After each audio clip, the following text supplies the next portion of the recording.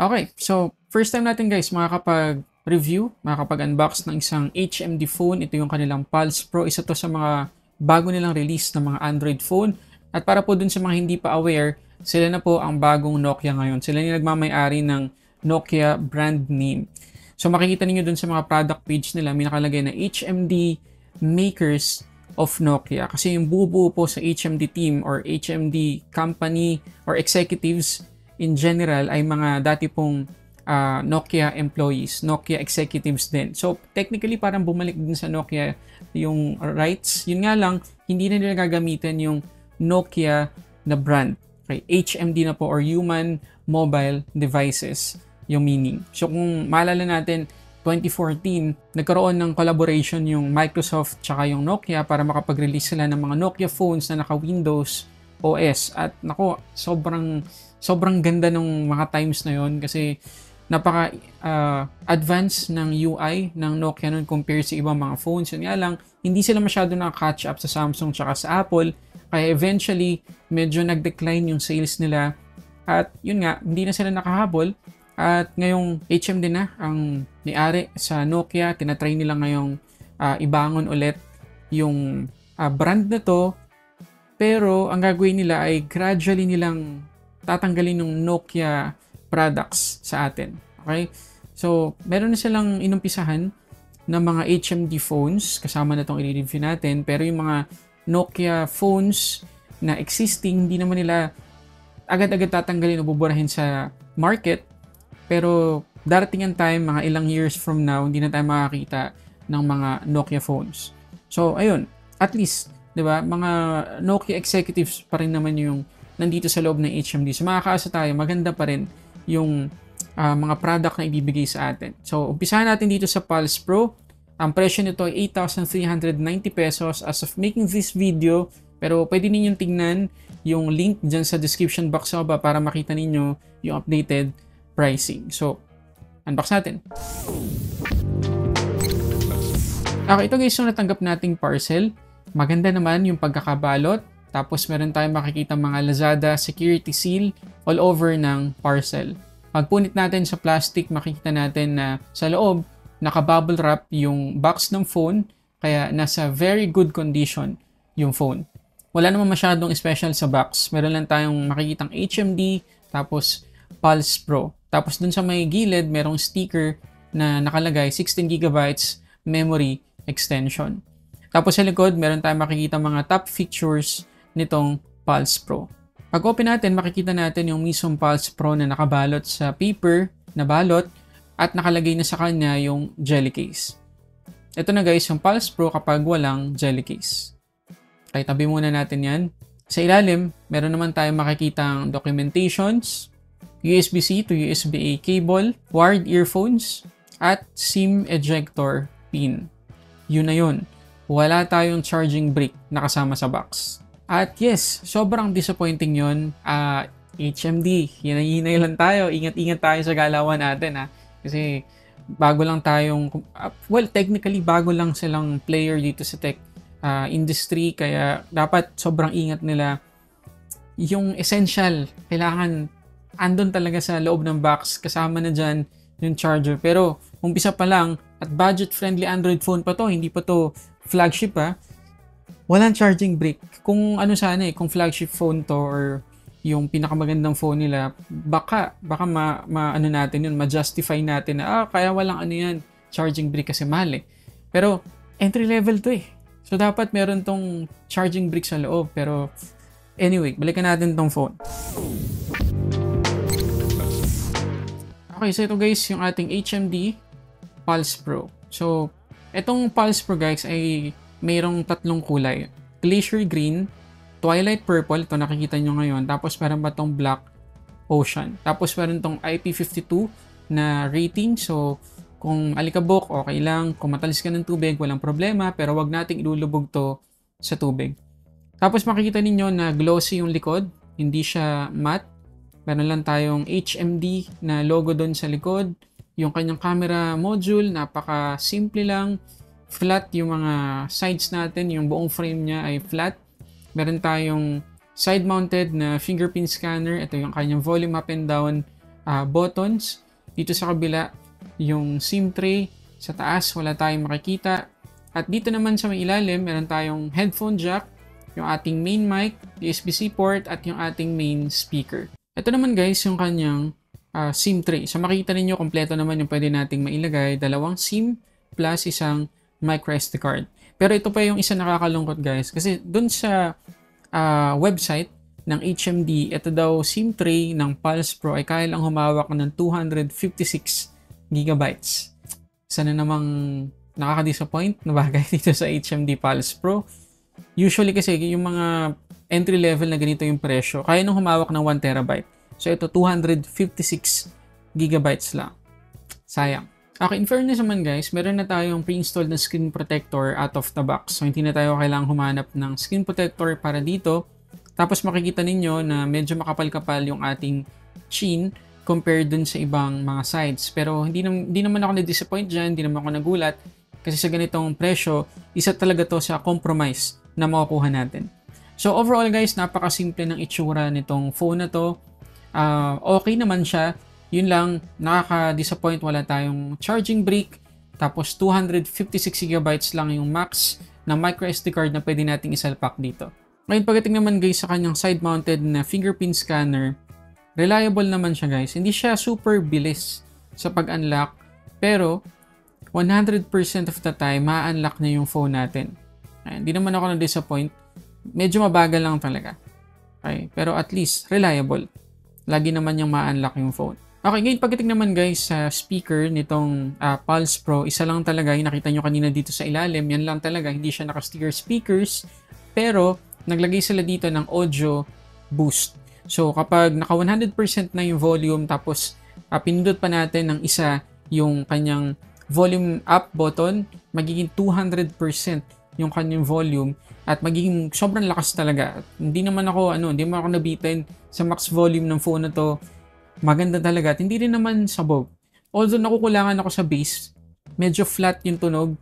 Pero pwede na sa ganitong presyo. Yun nga lang, again, isa na namang disappointment kasi sa ganitong presyo ng phone sa ibang brand, dual speakers na tayo. Ngayon pagdating naman guys sa Wi-Fi connection, hindi lang 2.4 GHz yung pwede nating ma-connect dito sa Pulse Pro, pati na rin 5 GHz. Ngayon, pagdating naman guys sa kanyang haptics, very entry level yung feels. So medyo medyo nandun siya sa borderline na i-off ko na lang, pero nandun din siya sa konting-konti na pwede na. So nasa sa inyo na guys, kailangan ninyong ma-experience para malaman ninyo kung i-off nyo ba or i-on. Kasi medyo nalito din ako talaga. Ngayon pagdating naman guys sa kanyang display, meron tayo ditong 6.56 inch IPS LCD HD Plus or 720p yung resolution, 90Hz yung max refresh rate. Yun lang. Wala na tayong kahit ano pang masasabi sa display ng phone na to.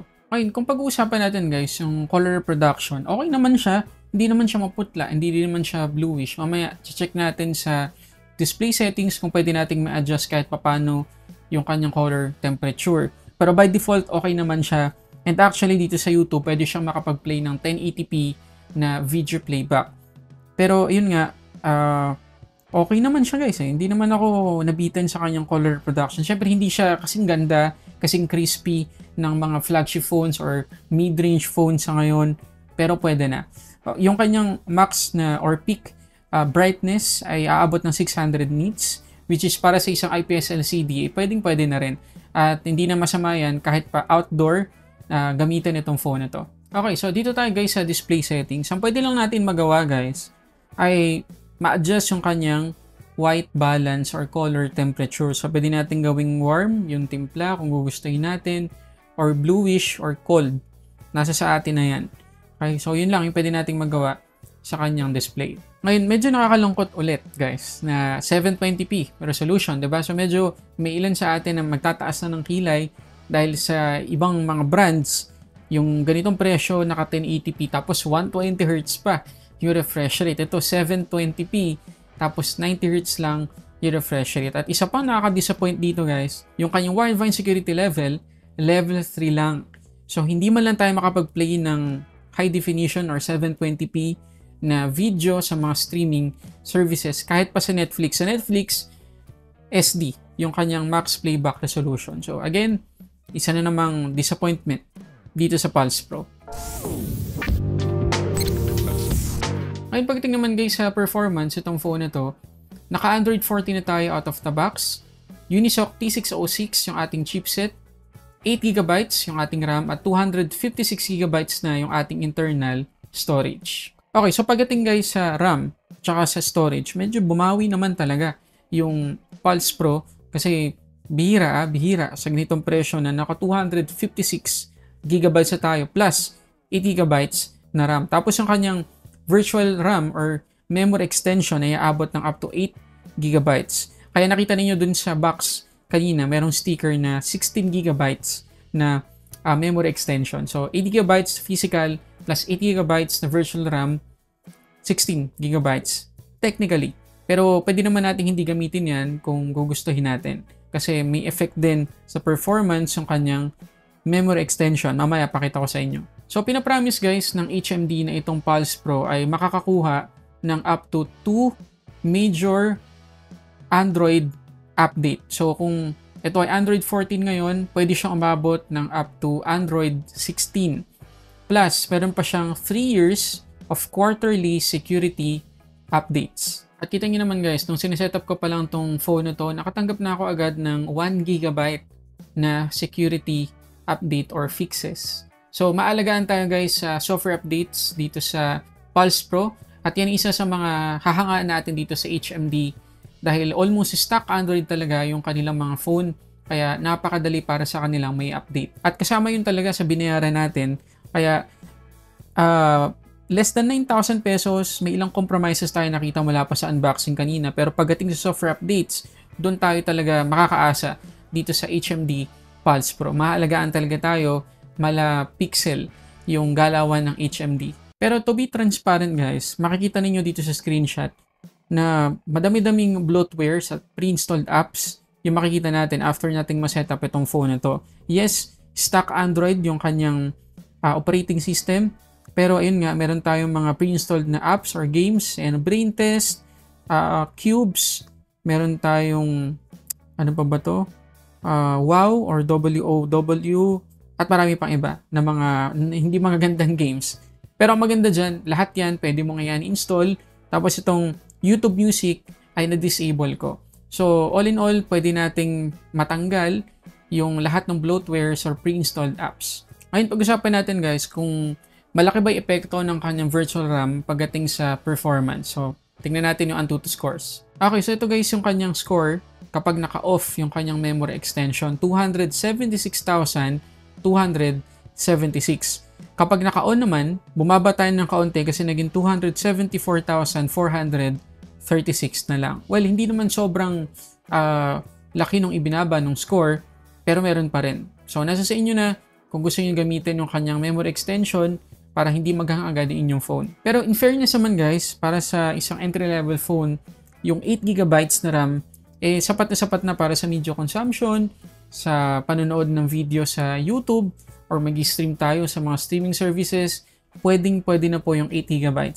So, very rare talaga sa isang user na gumamit ng memory extension sa isang entry-level phone na naka 8GB of physical RAM na. Ito naman guys, yung kanyang wildlife stress test na result para lang magka-idea kayo. So, from 53, naging 50% na lang. So, nabawasan tayo ng 3% na battery. Pero pagdating sa thermals, kita nyo naman, 1 degree lang yun na dagdag. So, hindi to mabilis init guys kahit pa mag-games tayo dito or gumamit ng mabigat na application. Ngayon, pagdating naman guys sa games, kagaya nung nakita ninyong score sa Antutu kanina, hindi na tayo kailangan mag-expect ng malaki dito sa HMD Pulse Pro. Kagaya dito sa Asphalt Unite, na-run niya naman ng maayos, very smooth naman, wala tayong mga lags, frame drops, pero yung graphics, hindi talaga ganun ka-decent. Napaka-basic ng graphics na na-generate niya. So, ganun din yung mangyayari sa ibang mga games na papatakbuhin natin sa phone na to.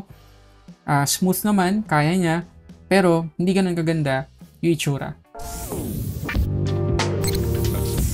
Ngayon, pagdating naman guys sa camera nitong Pulse Pro, meron tayong 50 megapixels na main camera, 2 megapixels yung kanyang secondary na depth sensor, tapos yung selfie camera naman ay 50 megapixels din. So, check natin yung ilang mga sample photos at videos.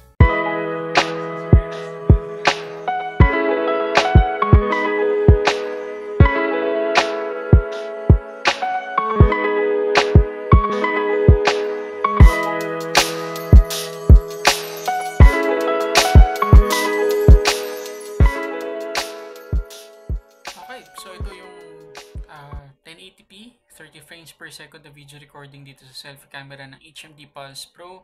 Ito yung pinakasagad na pwede nating ma-record dito. Pero kita nyo naman ng quality, guys. Hindi ganun ka-sharp, mukha siyang 720p. Ewan ko lang, siguro, baka ako lang, pero ang hirap paniwalaan na 1080p to. Sobrang soft ng quality. Yung exposure natin hindi ganun kaganda. Yung skin tone natin sobrang putla. Yun lang, nakaka-disappoint din tong selfie camera. Ano masasabi nyo? Comment kayo sa baba. Ngayon pagdating naman guys sa kanyang battery performance, naka 5,000 mAh tayo dito na 20 watts yung charging speed. At dahil walang charging brick na kasama sa box, ang ginamit ko na lang ay gun charger. Okay, so ito guys yung SOT na nakuha natin dito sa Pulse Pro. Good news para dun sa mga gagamit ng phone na to sa trabaho, kagaya sa mga GPS-based na mga apps. 15 hours guys, grabe, 15 hours 11 minutes. So maasahan natin yung battery performance nitong Pulse Pro. Hindi agad-agad to malulobat. At the end of the day, baka makakuha pa tayo ng mga 20-30% left sa kanyang battery. Pagdating naman guys sa charging, yun nga lang, medyo mabagal talaga. 70 to 100%, 2 hours and 17 minutes yung inabot. Okay, so yun na lahat guys sa mga gusto kong i-share tungkol dito sa HMD Pulse Pro. Anong masasabi nyo dito sa phone na to? Sa tingin nyo, sulit ba siya para sa 8,390 pesos? Meron tayong mga nakitang downsides kanina. Mula dun sa unboxing, wala tayong charging brick. Tapos 720p, 90Hz lang yung kanyang display. 256GB lang yung kanyang kayang hawakan na microSD card. Tapos, hindi ganun kaganda yung camera performance niya kahit pa 50 megapixels yung main at yung selfie.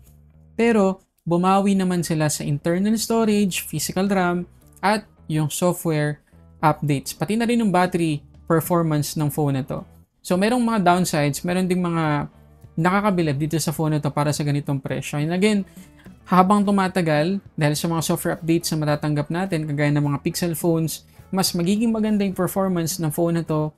Hindi naman day and night yung magiging improvement, pero meron. Lalo na pagdating sa battery performance, malamang sa malamang pati yung camera performance ay ma-improve din sa mga susunod na software updates at marami pang iba. So, kayo guys, bibili niyo ba yung phone na to para sa ganyang presyo? Comment kayo dyan sa baba. So, yun muna guys. Maraming salamat sa panonood para sa ating unboxing and reviews. This is Sulit Tech Reviews.